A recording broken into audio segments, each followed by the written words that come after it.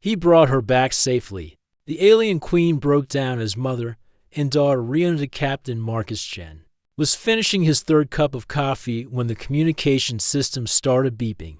He looked at the screen with tired eyes. Another day, another cargo run to the outer colonies. That was his life now, moving supplies from one planet to another in his old freight ship. But this call was different. The screen showed a face he had never seen before, yet somehow knew was important. The being looking back at him had skin that looked like it was made of crystal. Her eyes were large and golden, and tears were flowing down her face like liquid diamonds. She wore a crown that seemed to be made of starlight itself. "Human Captain," she said in perfect English, though her voice had a musical quality that no human voice could match. "My name is Queen Zarthia of the Velthari Empire. I rule 17 star systems. I command millions of soldiers. I have power that can move planets." Marcus put down his coffee cup. He had heard of the Velthari Empire. Everyone in this part of the galaxy had. They were one of the most powerful alien races known to humans. Their technology was centuries ahead of Earth's. Their military had never lost a war. But today, the queen continued, her voice breaking. "I'm not a queen. I'm just a mother whose child has been taken from her." Marcus leaned forward in his chair. Something in her voice made his chest feel tight. He had seen that look before, in the eyes of parents whose children were lost in space accidents. It was a look that crossed all species lines. "Your Majesty," Marcus said carefully. "How can I help you?" The queen's image flickered as she tried to control her emotions. 3 days ago, my daughter Princess Kiara was visiting our research station near the neutral zone. She wanted to see the work our scientists were doing to help sick children across the galaxy. She has always been kind like that, Marcus nodded. Waiting for her to continue, the Shadowkin Syndicate attacked the station. They took many prisoners, but they took her specifically. They knew who she was. They planned this. The Queen's golden eyes burned with anger and pain. The Shadowkin are not just pirates, they are slavers. They take rare beings and sell them to the highest bidder. Marcus felt his hands make fists. He had dealt with slavers before. They were the worst kind of criminals in his opinion. "I sent my best military commanders after them," the Queen continued. "Admiral Zeekton led a fleet of 50 warships. He was one of our greatest heroes. The Shadowkin destroyed his entire fleet. Only 2 ships escaped to tell us what happened." The screen changed to show a tactical display. Marcus could see the battle recordings. The Velthari ships moved in perfect formation, their attacks coordinated and powerful. But somehow, the pirates had known exactly what they would do. Every move was predicted and countered. I sent Commander Yelenasa next. She took a smaller force and tried to use stealth. The Shadowkin were waiting for her too. She barely escaped with her life. The Queen's voice became quieter. Then I sent my own brother, Prince Murthic, with our elite guard. He did not come back at all. Marcus saw the pain in her eyes grow deeper. This was personal for her in more ways than one.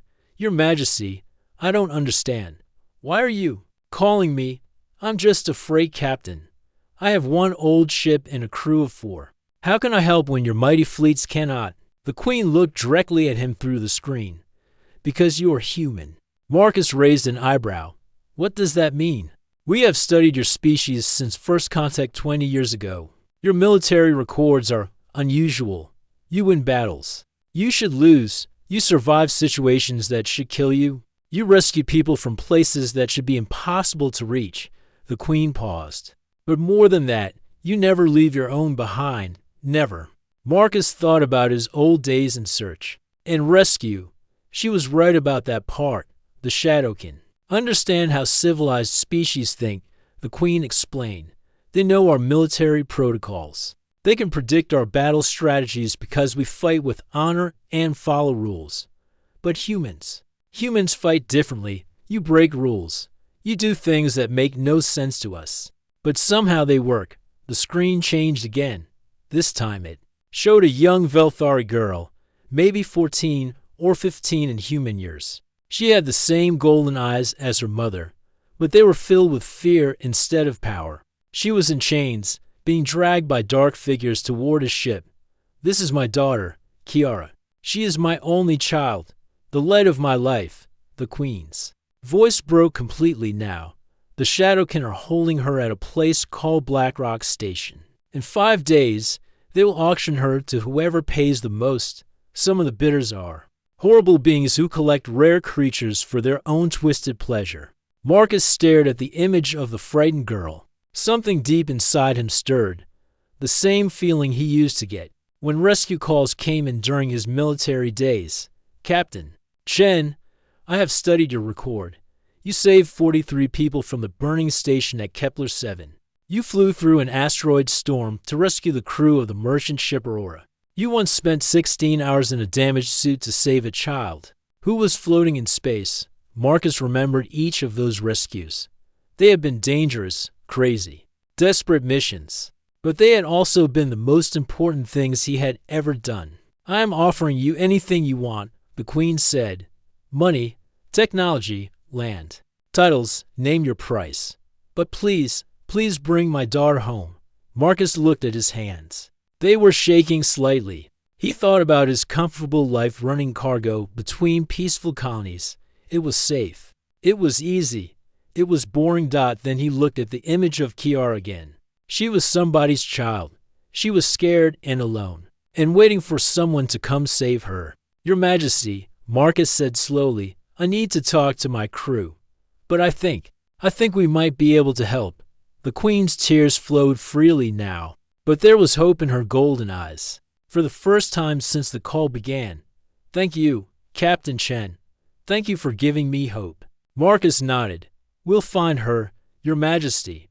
That's a promise. As the communication ended, Marcus sat back in his chair. He had just agreed to take on the most dangerous criminal organization in the galaxy. His crew would think he was crazy. But somewhere out there, a young girl was waiting for rescue. And if there was one thing humans were good at, it was refusing to give up on people who needed help. Marcus reached for the ship's intercom. It was time to wake up his crew and tell them they were going on one last rescue mission. Marcus walked into the ship's common room where his crew was eating breakfast. Sophia Reyes, his engineer, was fixing a broken data pad while drinking coffee. Dr. James Wright was reading medical journals on his tablet. Lucky Zhang, their pilot, was playing some kind of card game by himself. Everyone, we need to talk, Marcus said. Sitting down at the table, Lucky looked up from his cards. You look serious, Captain. Did we get another boring cargo run to the mining colonies? Not exactly. Marcus took a deep breath. We just got asked to rescue an alien princess from the most dangerous pirates in the galaxy. Sophia nearly choked on her coffee. What? Marcus explained everything. The Queen's desperate call, her daughter's capture, and the failed rescue attempts by the Velthari military. Dr. Wright put down his tablet. Marcus, the Shadowkin Syndicate has destroyed entire fleets. What makes you think our little ship can do what their armies could not? Because we're human. Marcus said simply. Lucky laughed. That's your plan? Being human? Think about it. Marcus said. The Queen was right. We don't fight like other species. We don't follow the rules. We're unpredictable. Sophia nodded slowly. The military attacks would follow standard patterns. The Shadow can probably have computer programs that can predict exactly what formal military forces will do. Exactly, Marcus said. But they've never dealt with a small human crew who makes things up as they go along. Dr. Wright smiled. You mean like the time we saved those miners by using the food replicator as a makeshift medical device, or when we fixed the station's life support using spare parts from Lucky's gaming system? Sophia added. Lucky grinned. Okay, I'm in. When do we start? Marcus felt proud of his crew. They were willing to risk everything to help a child they had never met. Right now, Marcus said. But first, we need to find them. The next few hours were spent preparing for their mission. Sophia worked on upgrading their ship's systems. Dr. Wright packed medical supplies. Lucky plotted courses through the dangerous drift sectors where pirates like to hide. Marcus studied everything the Queen had sent them about the Shadowkin. The information was detailed but formal. The kind of intelligence reports that military commanders would use. "This won't work," Marcus said after reading for an hour. "What won't work?" Sophia asked, looking up from her repairs. "All this official information. It's too clean, too organized. Real pirates don't operate like this." Marcus closed the files. "We need to talk to people who actually deal with these criminals." Lucky raised an eyebrow. "You mean we need to go to the bad places?" "Exactly." Their first stop was Freeport Station, a trading post that existed in the space between three different governments. Officially, no one controlled it. Unofficially, it was run by whoever had the biggest guns that week. The station was exactly the kind of place that formal military forces avoided. It was dirty, loud, and full of beings from dozens of different species. Most of them were involved in activities that were illegal somewhere. Marcus and his crew walked through the station's main market. Alien merchants sold everything from exotic foods to questionable technology. The air smelled like a mixture of different atmosphere types and engine fuel. "Stay close," Marcus told his crew, "and keep your weapons visible but not threatening."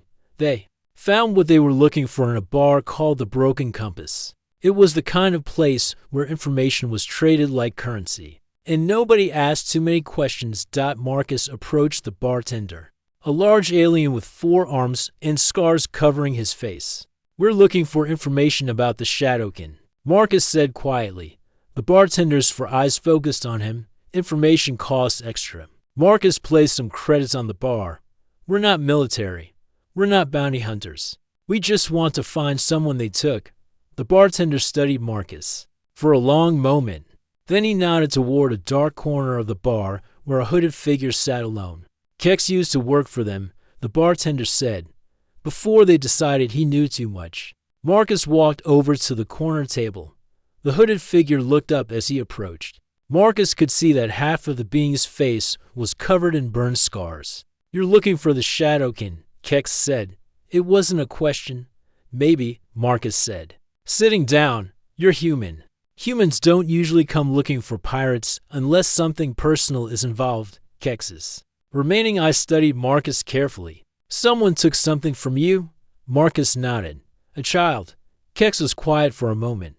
"Children are special cargo for them, worth more than ships or weapons. They don't keep special cargo at their regular hideouts." "Where do they keep it?" "Blackrock Station. It's built inside a hollowed asteroid in the Void Belt. Impossible to attack directly. Too many weapons. Too many ships." Marcus felt his heart sink. "How did the military attempts fail?" Kex laughed bitterly. "Military thinks in straight lines. Attack formation, battle plan, overwhelming force. The Shadowkin leader Vex Merton is smart. He has sensors that can detect military ships days before they arrive. He knows exactly what they'll do because they always do the same thing." "What would you do differently?" Marcus asked. Kex leaned forward. "Military tries to fight their way in. But Blackrock isn't just a fortress.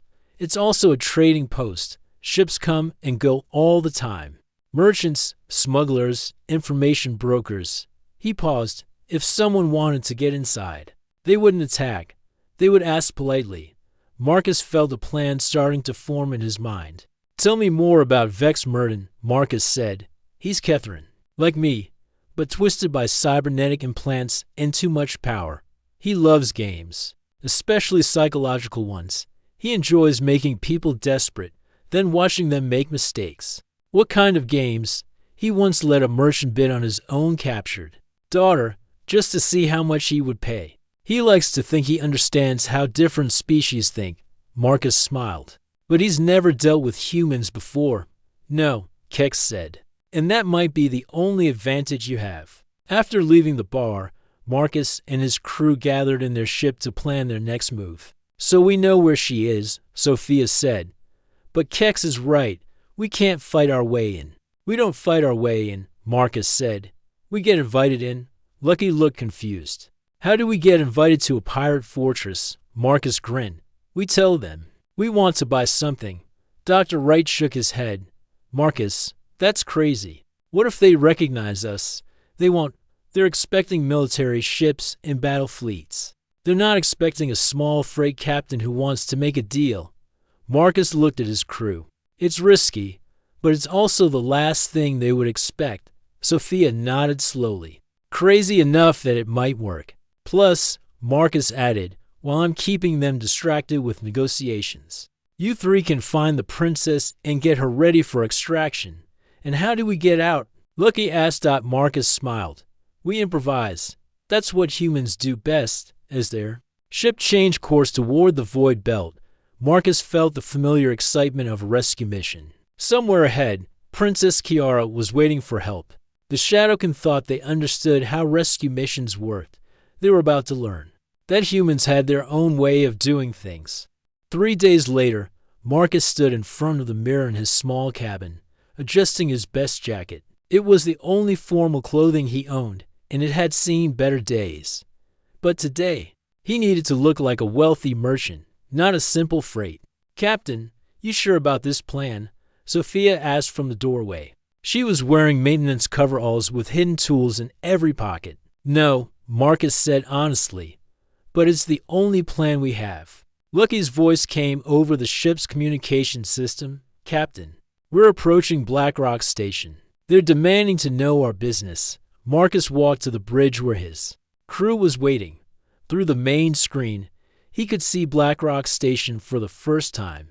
It was exactly as Kex had described, a massive asteroid that had been hollowed out and turned into a fortress. Weapon platforms covered its surface like metal thorns. Dozens of ships of all sizes were docked at its ports. Open a channel, Marcus told Lucky. The screen flickered and showed a scarred alien face with cold, calculating eyes. This is Black Rock Station, the alien said. State your business or leave our space. Marcus put on his most confident smile. This is Captain Chen of the merchant vessel Endeavor. I'm here to see Vex Merton about a business opportunity. The alien's eyes narrowed. What kind of business? The expensive kind, Marcus said. I have clients who pay very well for rare items. I heard Mr. Merton has something special coming up for auction. There was a long pause. Marcus could feel his heart beating fast, but he kept his expression calm and greedy. Wait here, the alien said, and the screen went dark. Dr. Wright whispered. What if they don't believe us? They will, Marcus said. Greed is universal. They want to know how much money I might spend. After 10 minutes that felt like hours, the screen lit up again. This time, a different alien appeared, one with cybernetic implants covering half his face in glowing red eyes. Captain Chen, the new alien said with a voice like grinding metal. I am Vex Merton. I understand you wish to discuss business. Marcus nodded. I represent clients who collect rare and beautiful things. I heard you have something that might interest them. Vex Merton smiled, showing sharp metal teeth. Perhaps, but first, you must prove you are serious. My security will scan your ship and search you personally. If you carry any weapons or recording devices, you will die. Of course, Marcus said. I would expect nothing less from someone of your reputation. Dock at Port 7. Come alone. The screen went dark again. Sophia grabbed Marcus's arm. He said, Come alone. This wasn't part of the plan. Marcus looked at his crew. It'll be okay. While I'm meeting with him, you three need to find the princess. Sophia, can you get into their computer systems? Give me 30 minutes with their maintenance shafts, and I can access anything, Sophia said. Dr. Wright, if you find other prisoners, help them if you can. Lucky, keep the ship ready for a fast exit. Lucky nodded. How long do we have? I'll try to keep Merton talking for at least 2 hours. That should give you time to find her and get back to the ship. As they docked at Black Rock Station, Marcus felt the familiar mixture of fear and excitement that came with dangerous rescue missions. Everything depended on his ability to convince a ruthless pirate that he was just another greedy merchant. The docking tube connected with a loud clang. Marcus walked through it alone, leaving his weapons behind.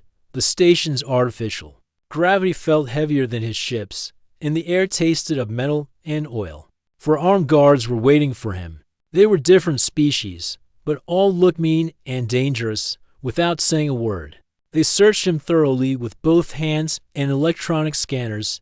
He's clean, one of them growled. They led Marcus through corridors lined with pipes and cables. The station was clearly built for function, not comfort. Other beings moved through the halls, pirates, smugglers, and worse. Many of them stopped to stare at Marcus. Humans were not common in this part of space. Finally, they reached a large room that looked like it was meant to impress visitors. The walls were covered with expensive art, stolen from a dozen different worlds. In the center sat Vex Merton on a chair that looked more like a throne. Up close, Marcus could see that the pirate leader was even more frightening than on the screen.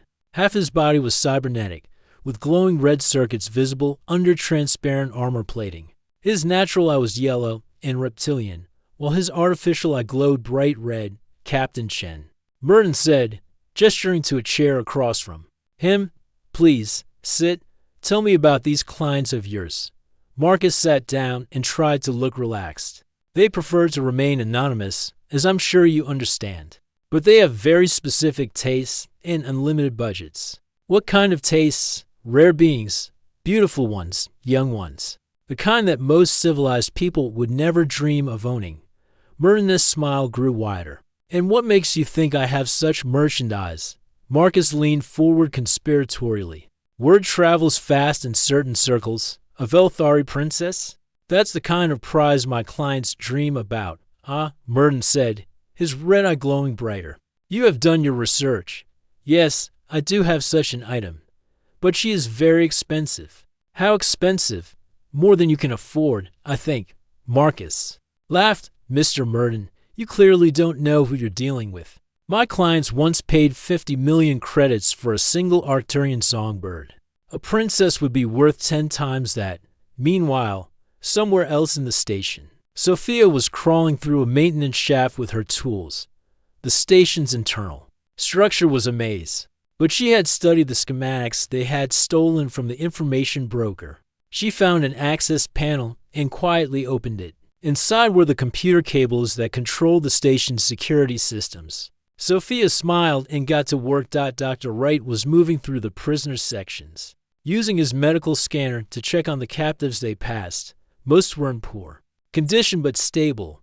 He made mental notes about who would need immediate help during the escape.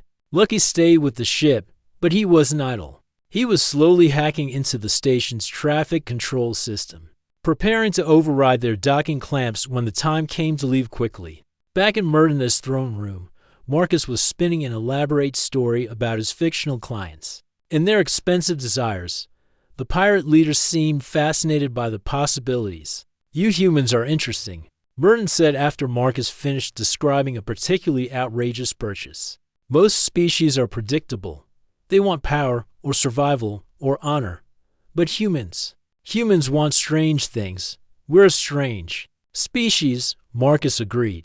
But that strangeness makes us very good at acquiring what others cannot. Merton leaned back in his throne. Perhaps we can do business after all. But first, I want to know, how did you really find me? My location is supposed to be secret. Marcus felt a chill. This was the moment everything could go wrong.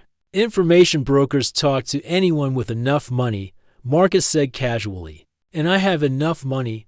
Merton studied Marcus with both his natural and artificial eyes. You know, Captain Chen, there's something about you that doesn't quite fit. You seem too noble to be in this business. Marcus's heart was racing, but he kept his voice steady. Mr. Merton, there's nothing noble about profit. My clients pay me very well to find things that others consider morally questionable. I gave up being noble a long time ago. The pirate leader smiled his metal smile. Good, because I would hate to discover that you were not who you claimed to be. Marcus smiled back, hoping it looked more confident than he felt. Trust me, Mr. Merton. I am exactly who I claim to be.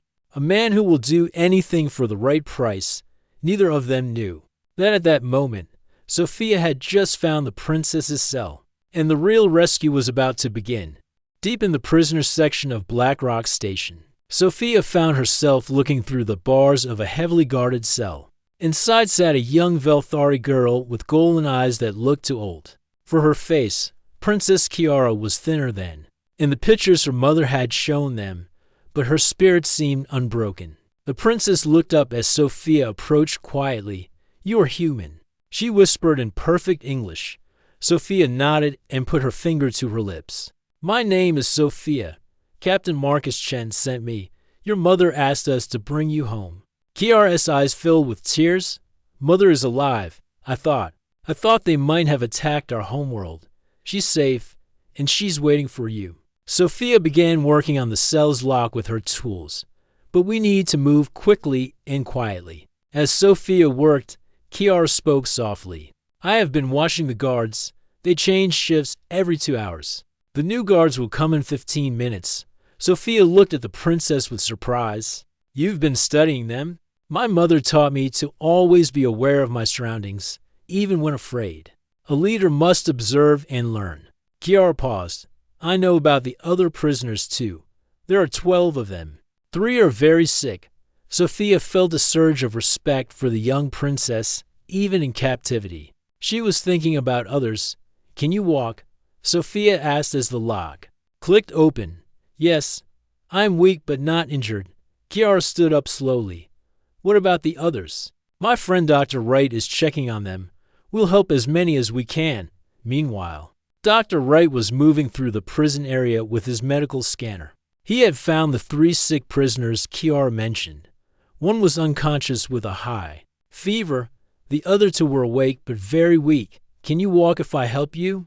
He asked the first one, a reptilian being with scales that had lost their natural color. I think so, the prisoner whispered. But Velox cannot move. He has been sick for days.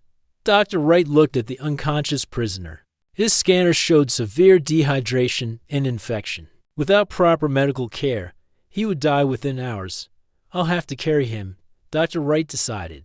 He was not a large man, but he had carried wounded people before in the control room. Lucky had successfully hacked into the station's systems. He could see security camera feeds from all over Blackrock Station. On one screen, he watched Sophia and the princess moving carefully through empty corridors. On another, he saw Dr. Wright helping prisoners walk toward the meeting point. But on a third screen, he saw something that made his blood freeze. Armed guards were moving toward Marcus's location. Captain, Lucky whispered into his hidden communicator, you have company coming. 6 guards, fully armed, back in the throne room. Marcus heard Lucky's warning through his tiny earpiece. Vex Merton was still talking about the auction, but Marcus could see the pirate leader's artificial eye glowing brighter. Something had changed, Mr. Merton, Marcus said, standing up casually. I should probably check on my ship. Make sure my crew hasn't gotten into any trouble. Merton's smile became cold. I'm afraid that won't be possible, Captain Chen. You see, my security system just detected some unusual activity in our prisoners section. Marcus felt his heart sink, but he kept his expression neutral. I'm sure it's nothing serious, security. Systems sometimes glitch, perhaps. But my system also shows that your crew is not on your ship like they should be. Merton stood up, his cybernetic parts whirring softly. They are currently in restricted areas of my station. The throne room doors opened, and 6 armed guards entered. Marcus was trapped, now then. Merton said, his red eye blazing, shall we discuss your real reason for being here? Marcus looked at the guards, then back at Merton. He could try to lie more, but the pirate leader clearly knew the truth. There was only one option left, the most human option of all. All right, Marcus said, raising his hand slowly. You got me. I'm not a merchant, obviously. I'm Captain Marcus Chen of the human freight vessel Endeavor. Queen Zarthia asked me to rescue her daughter. Marcus looked directly into Merton's eyes. And that's exactly what I'm going to do. Merton laughed, a sound like grinding metal. You're going to rescue her. You're one human with no weapons, surrounded by my guards, in the middle of my fortress. Marcus smiled. You know what your problem is, Merton? You think like a pirate. You understand greed and fear and power. But you don't understand humans. Enlighten me.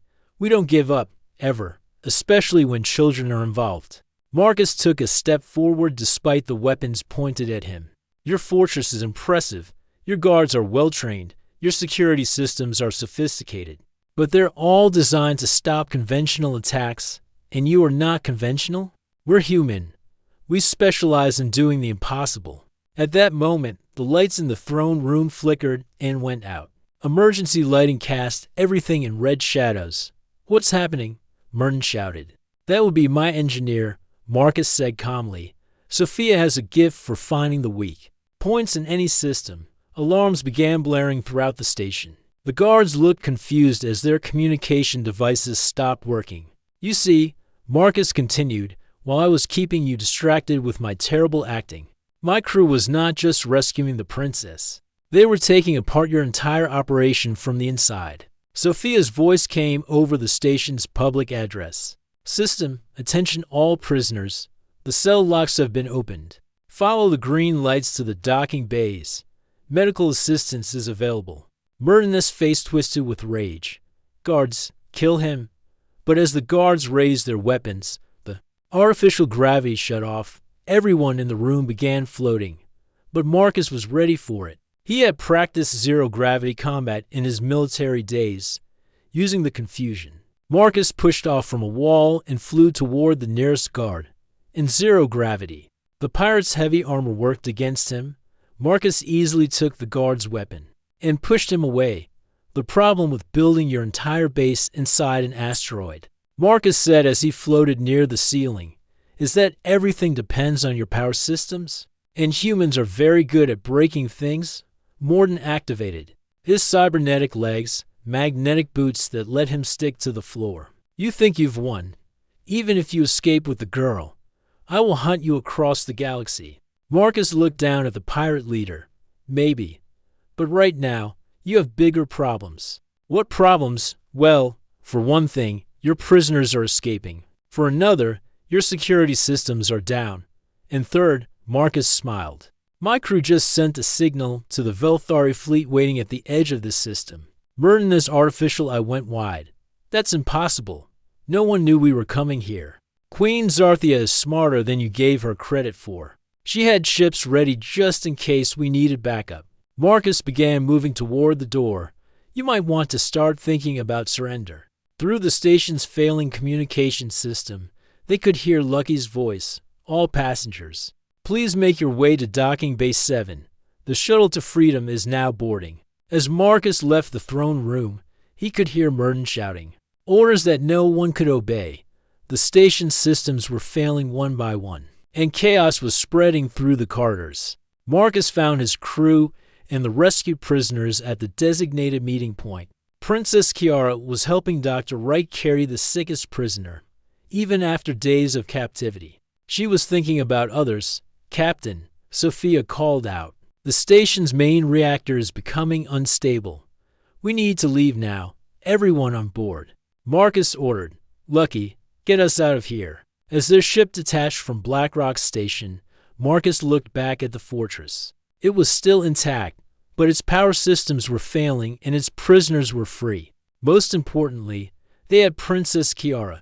Captain, the princess said quietly, thank you for coming for me. But why did you risk so much for someone you don't even know? Marcus looked at the young girl who had stayed strong through terrible circumstances and still thought about helping others, because that's what humans do. He said simply, we don't leave people behind, as they flew toward the edge of the system, where Queen Zarthia was waiting. Marcus felt the satisfaction that came from a successful rescue. They had done the impossible once again. But the best part was still to come, reuniting a mother with her daughter. 2 hours later, Marcus stood on the bridge of his ship, watching the most beautiful sight he had ever seen, against the backdrop of stars. Queen Zarthia's royal fleet waited in perfect formation. Dozens of elegant Velthari ships floated in space like crystalline flowers, their hulls gleaming with soft blue light. Captain, Lucky said from the pilot's seat, we're receiving a transmission from the Queen's flagship. The main screen flickered to life, showing Queen Zarthia sitting on her command throne. But she looked different now. Her royal composure was gone, replaced by raw emotion. Her golden eyes were fixed on something off-screen, and her hands were shaking. Captain Chen, the Queen said, her voice barely above a whisper, is she safe? Your Majesty, Marcus said gently, and she wants to see you? Marcus nodded to Dr. Wright. who helped Princess Kiara step into view of the camera.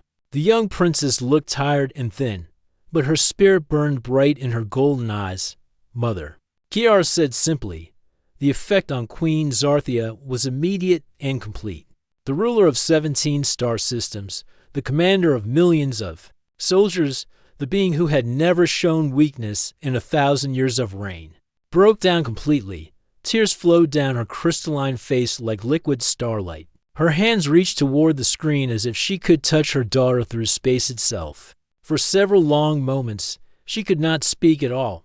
My little star. The queen finally managed to say, my precious little star. Are you hurt? I am well, mother.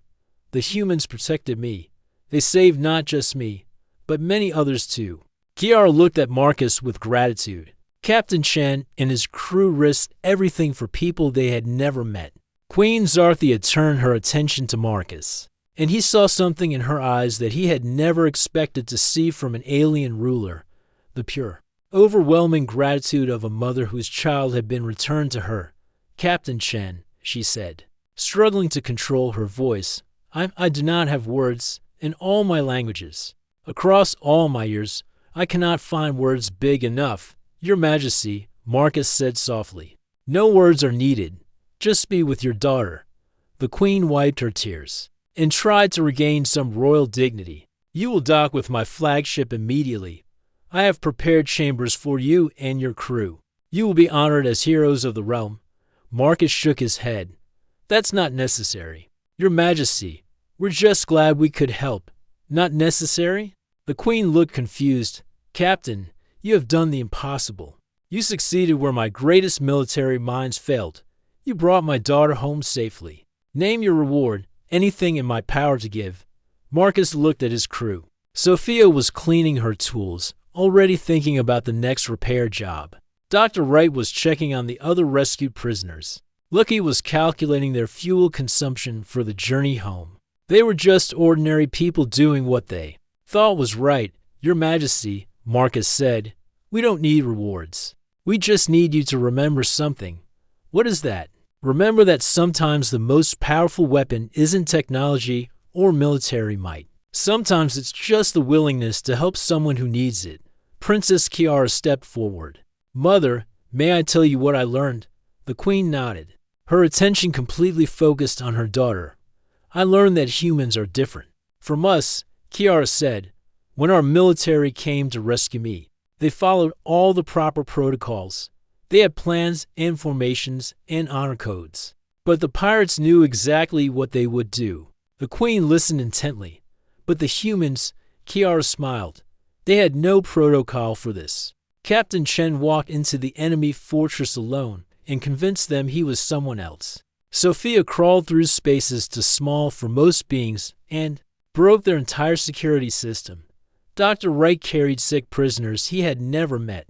Lucky flew through dangers that would terrify our best pilots. Why? The queen asked. Why would they do such things? Kiara looked at Marcus before answering. Because they don't think about whether something is possible or impossible. They only think about whether it's right or wrong. And leaving a child in danger is wrong, no matter how dangerous the rescue might be. The queen was quiet for a long moment. Then she stood up from her throne and did something that Marcus was sure had never happened in Velthari history. She bowed deeply to a human freight captain. Captain Chen, she said, I understand now why you succeeded where others failed. You fought not with weapons or strategies, but with something my people had forgotten. What's that? Marcus asked. Heart, the queen said simply. You fought with your hearts and are later. Marcus and his crew were aboard the queen's flagship, saying goodbye to Princess Kiara. She hugged each of them, thanking them in both English and her own musical language. I will never forget this, she told Marcus, and when I am queen someday, I will remember that true strength comes from caring about others. The other rescued prisoners were also being cared for by Velthari medical teams. Dr. Wright worked alongside the alien doctors, sharing treatment methods. The sick prisoner he had carried was already showing signs of recovery. Captain, the queen said as they prepared to leave, I must ask you one more time. Is there truly nothing I can give you? No reward you desire? Marcus thought for a moment. Actually, there's something. Name it. There are probably other children out there who need help. Other families torn apart by pirates and slavers. Marcus looked out at the Queen's powerful fleet. Maybe we could work together sometimes. You have the ships and resources. We have the unconventional approach. The Queen smiled. The first real smile Marcus had seen from her, Captain Chen.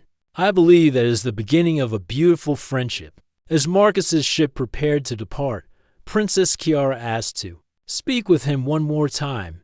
Captain, she said, why do humans help others so readily? Your own species hasn't even reached the stars yet, but you risk everything for alien children.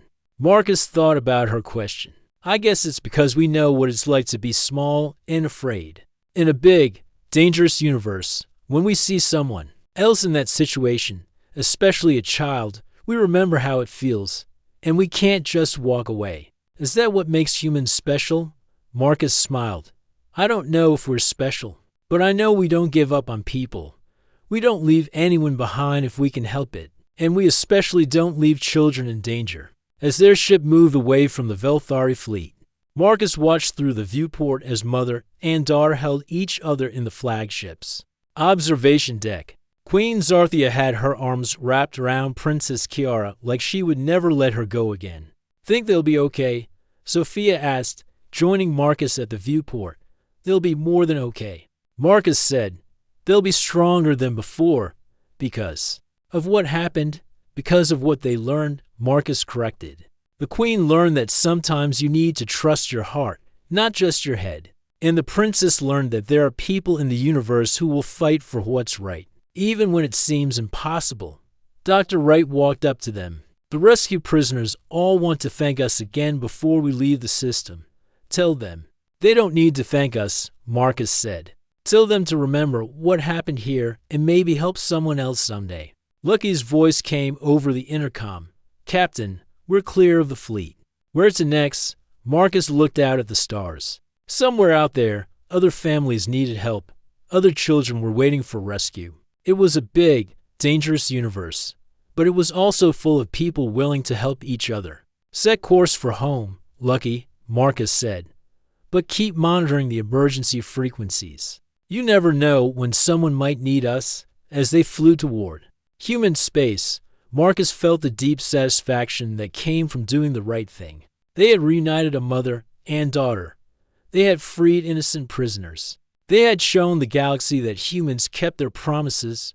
Most importantly, they had proven that sometimes the greatest victories come not from superior firepower or advanced technology, but from something much simpler and much more powerful: the refusal to abandon hope, and the willingness to risk everything for someone else's child behind them.